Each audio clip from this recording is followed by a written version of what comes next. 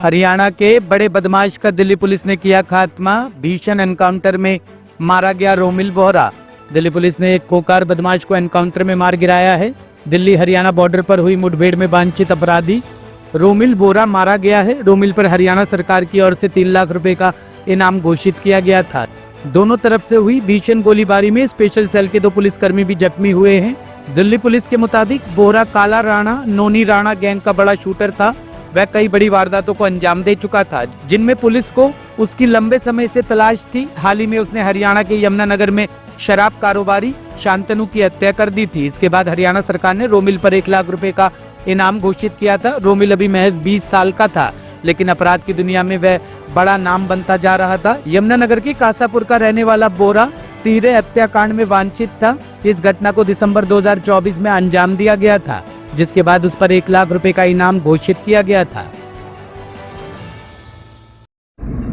Special cell की CI team और हरियाणा की एसटीएफ ने कल रात एक जॉइंट ऑपरेशन किया था। उस ऑपरेशन के तहत एक हरियाणा का desperately wanted criminal Romil Bohra, जो कि दिल्ली के एक केस में भी वांटेड था, उसको दिल्ली फरीदाबाद बॉर्डर पे मांडी के डेरा मांडी के एरिया में इंटरसेप्ट किया गया। इन्फॉर्मेशन थी, वहाँ नाका लगा के चेकिंग की जा रही थी और उस चेकिंग के दौरान मॉर्निंग में वो जब स्पॉट हुआ और उसको रोकने को कहा गया, चैलेंज किया गया कि आप सरेंडर कर दीजिए, तो उसने सरेंडर करने के बजाय पुलिस टीम पर फायरिंग की। पुलिस टीम ने सेल्फ डिफेंस में फायर किया और इस सेल्फ डिफेंस में इस एक्सचेंज ऑफ फायर में 2 पुलिस वाले इंजर्ड हो गए, एक हरियाणा पुलिस का और एक दिल्ली पुलिस का। साथ में जो रोमिल बोहरा है वो भी इंजर्ड हुआ। इन तीनों इंजर्ड को इमीडिएटली जो गाड़ी हमारी सरकारी गाड़ी थी उसमें डाल के मैक्स साकेत ले जाए गए, जहाँ पे रोमिल बोहरा की डेथ हो गई और जो हमारे 2 ऑफिसर्स हैं हरियाणा पुलिस और दिल्ली पुलिस की, वो सेफ हैं। इसमें मल्टीपल गोलियां दोनों तरफ से फायर की गई थी। रोमिल के पास से एक नोरिंको ब्रांड का वेपन विद कार्ट्रिजेस बरामद हुआ है। एक स्प्लेंडर काले रंग की गाड़ी जिसमें वो आ रहा था, वो भी मौके से मिली है। उस पर नंबर प्लेट नहीं है, उसके number, engine number, chassis number भी रब किए हुए हैं। रोमिल का अगर बैकग्राउंड में आपको बताऊं तो लास्ट ईयर 26 दिसंबर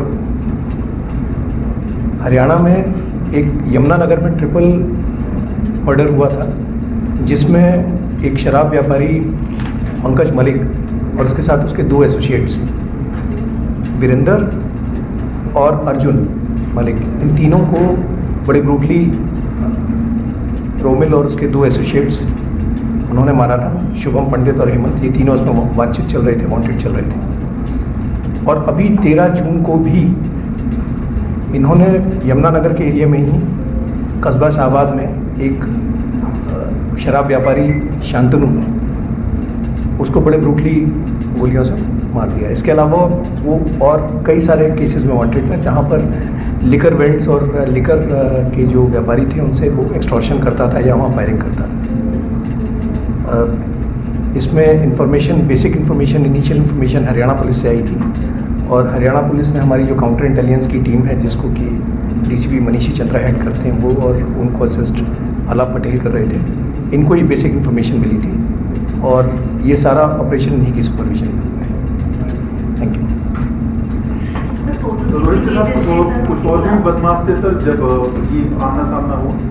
अभी तक की इन्वेस्टिगेशन में तो अकेला ही सामने आया। सर रोमिल क्या करने सर बॉर्डर पे आया? रोमिल के बारे में जो इन्फॉर्मेशन थी वो ये थी कि ये मूवमेंट हरियाणा एसटीएफ इसको ट्रैक कर रही थी और इन्फॉर्मेशन थी कि ये दिल्ली बॉर्डर क्रॉस करके या तो दिल्ली में कोई वारदात करेगा या फिर दूसरी तरफ हरियाणा में जाके फिर से यमुनानगर, मतलब जो दिल्ली बॉर्डर क्रॉस कर लेते हैं, उसके बाद जो हरियाणा का एरिया आता है वहाँ पे कोई वारदात करने की कोशिश करेगा। प्राइवेट फेसी जो अभी तक हमको पता चला है 9 केसेस करीब, जिनमें ये पहले आ चुका है। वो एक्सक्लूसिवली लिकर बैलेंस को ही क्यों टारगेट कर रहा है? देखिए, इस पूरे कार्टेल के पीछे हाथ है नोनी राणा का। नोनी राणा वीरेंद्र राणा उर्फ काला राणा का भाई है और ये नौनी राणा बाहर बैठा हुआ है और बाहर से बैठ के ये जितने लिकर के जो व्यापारी हैं, एक्साइज के व्यापारी हैं, उनसे एक्सटॉर्शन का अटेम्प्ट करते हैं, एक्सटॉर्शन करने की कोशिश करते हैं। और ये मर्डर्स जो हुए, जिसमें ये ट्रिपल मर्डर और ये शांतनु का मर्डर, ये उसी अटेम्प्ट में इनके नेफेरियस एक्टिविटीज़ थी, उसी लिए ये मर्डर किए गए थे। कब से एक्टिव था सर? ये यंग लड़की में आया है, लेकिन नौनी राणा काफ़ी टाइम से एक्टिव है।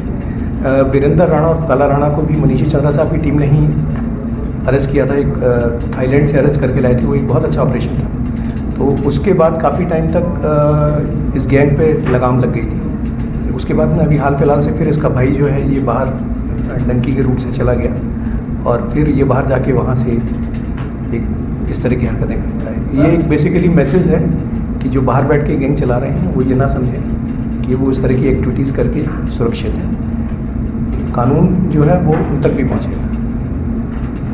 सर हाल फिलहाल में लॉरेंस कृष्ण जो मूवी बराड़ की चल रही थी, उसके मध्य से ये बातें सामने आई थी कि जो लॉरेंस कृष्ण नौनी राणा से हाथ मिला रहा था, क्या ऐसा संभव है? ये कयास वाली बातें हैं, इसमें कोई कमेंट करना ठीक नहीं होगा। सर टोटल कितने राउंड फायरिंग हुई होगी? मैटर ऑफ इन्वेस्टिगेशन है, प्लीज़। अच्छा, इनाम कहाँ से घोषित था? इस पे 3 लाख का इनाम था जो कि हरियाणा से था। सर दिल्ली में आर्म्स एक्ट का मामला दर्ज था कहाँ पर? दिल्ली में आर्म्स एक्ट का मामला स्पेशल सेल में ही दर्ज था। मनीषा आप बताना चाहेंगे? सर कब पर? मनीषा 2024। कोई स्पेसिफिक आप बता सर वेपन उसके पास मिला है, आगे कौन सा वेपन था?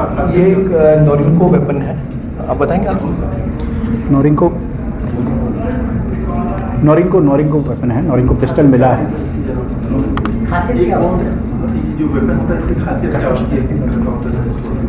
ये एक टर्किश वेपन है। सर इसके जो खिलाफ है शहर में काम करके मुकदमा बताया जा रहा है, तो क्या इसकी कोई और भी फैसिलिटी इन्वॉल्वमेंट राजधानी दिल्ली के अंदर किस चीज़ को लेकर? आप बोलिए। वो चेक करना पड़ेगा, जो रिकॉर्ड पे है हमारे पास है वो। अभी सर आर्म्स एक्ट का आया है और बस वो जो मर्डर केसेस है ना हरियाणा, वो 2 मर्डर हैं प्लस जो हरियाणा से मोटा मोटी प्राइमा फेसी पता चला है कि इस पे और भी कई सारे केसेस हैं जिसमें ये मतलब वांछित चल रहा था या कहीं में अरेस्ट होकर भाग रहा था। तो that is matter of investigation. अभी it is too early to comment exactly. हाँ, वो बाकी केसेस का क्या स्टेटस है उसके बारे में हरियाणा पुलिस बेटर बता पाएगी। सर वीरेंद्र और काला भी दोनों बंद है ना जेल में? वीरेंद्र एक ही आदमी है, वीरेंद्र उर्फ काला राणा। सर नौनी राणा इस समय कनाडा में? उसकी लोकेशन के बारे में कहते हैं कनाडा और यूएस के बीच में शिफ्ट करता रहता है, एग्जैक्टली नहीं कहा जा सकता। इसमें एक चीज़ और मैं आप लोगों को ऐड कर देना चाहूँगा, चूँकि आपने ये बाहर की बात कही। नए बीएनएस में ये प्रोविज़न है इन एब्सेंशिया ट्रायल का। तो हमारी कार्रवाइयाँ 2 होती थी। एक तो हम करते थे कि जो इनके रेड कॉर्नर टूंड्रेज के थ्रू इनका प्रत्यार्पण यानी एक्स्ट्रेडिशन की ट्राई करते थे, या जहाँ एमलेट है वहाँ एमलेट के थ्रू इनको एक्स्ट्राडाइट करने की कोशिश करते थे। उसके साथ साथ एक इम्पॉर्टेंट चीज़ आ गई है नए बीएनएस में कि आप इन एब्सेंशिया ट्रायल कर सकते हैं। तो इस तरह के जो भी क्रिमिनल्स हैं जो बाहर बैठे हुए हैं, चाहे वो हिमांशु रिठौली, साहिल रिठौली, नौनी राणा या मोंटी मान या और भी जो इनके कैरेक्टर्स हैं, इन सब के खिलाफ हमारे यहाँ जो पेंडिंग मुकदमे हैं उनमें हम जो नए बीएनएस के बाद आने के बाद दर्ज हुए मुकदमे हैं उसमें हम लोग ट्राई कर रहे हैं कि इनकी इन एब्सेंशिया ट्रायल चलाई जाए ताकि इनके एक्स्ट्रेडिशन की प्रक्रिया और मजबूत हो सके। तो अभी request bureau report, team allied news. खबरों की विस्तार से जानकारी के लिए सब्सक्राइब करें हमारा चैनल और क्लिक करें बेल आइकन पर ताकि कोई भी खबर आपसे अछूती ना रह सके।